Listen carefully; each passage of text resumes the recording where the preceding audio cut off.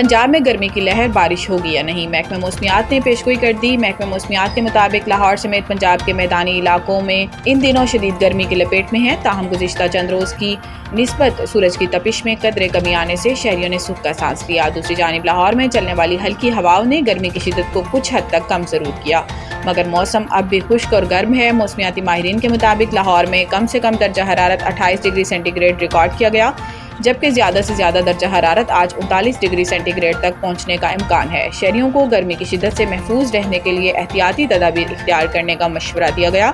محکمہ موسمیات نے آئندہ 2 سے 3 روز کے دوران موسم مزید گرم اور خشک رہنے کی پیشگوئی کی ہے، جبکہ بارش کے کوئی امکان موجود نہیں۔ ماہرین موسمیات کے مطابق موجودہ موسم کا سلسلہ برقرار رہنے کی صورت میں درجہ حرارت میں مزید اضافہ بھی ممکن ہے۔ شہریوں سے کہا گیا ہے کہ وہ غیر ضروری طور پر دھوپ میں نکلنے سے گریز کریں، پانی کا زیادہ سے زیادہ استعمال کریں اور خاص طور پر بچوں اور بزرگوں کا خصوصی خیال رکھیں تاکہ گرمی کے اثرات سے محفوظ رہ سکیں۔